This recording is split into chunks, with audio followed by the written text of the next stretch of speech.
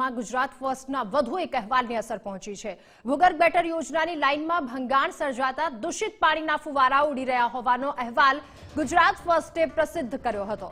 આ અહેવાલ બાદ તંત્રએ ભંગાણને રિપેર કરવાની કામગીરી તુરંત જ હાથ ધરી અને કર્મચારીઓની ફોજને કામે લગાડી। ઉલ્લેખનીય છે કે નગરમાંથી પસાર થતી ગટર લાઇનમાં ભંગાણ સર્જાયું હતું, જે પાણી સ્વચ્છ પાણી સાથે મિશ્રિત થતું હતું અને આ જ પાણી લોકો સુધી પણ પહોંચતું હતું, જેના પગલે રોગચાળો ફાટી નીકળે એવો સ્થાનિકોને ભય હતો। ત્યારે આ તમામ દ્રશ્યો ગુજરાત ફર્સ્ટના કેમેરામાં કેદ થયા હતા, જેને પગલે તંત્ર સફાળું જાગ્યું અને કામગીરી હાથ ધરી હતી।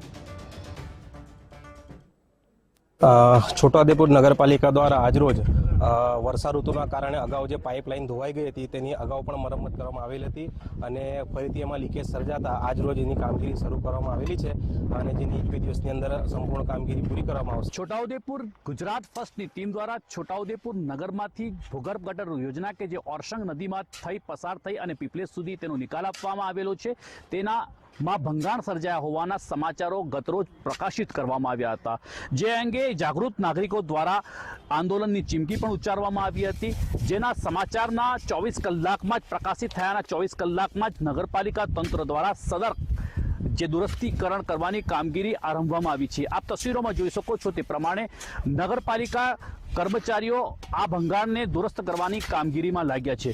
જો કે આ અંગે અધિકારીઓ સાથે વાત કરી તેમાં જાણવા મળી રહ્યું છે કે આ હાલ જે દુરસ્તીકરણ કરવામાં આવ્યું છે તે ટેમ્પરરી સોલ્યુશન છે, પરંતુ આનું કાયમી નિકાલ આવે તે માટે 22 કરોડની પ્રોજેક્ટની મંજૂરી પણ સરકાર પાસે માંગવામાં આવી છે અને જો સરકાર તરફથી આ મંજૂરી આવી જશે તો આ સમસ્યાનું કાયમી સુખદ અંત આવી શકે તેમ છે। તૌફીક શેખ, ગુજરાત ફર્સ્ટ, છોટાઉદેપુર।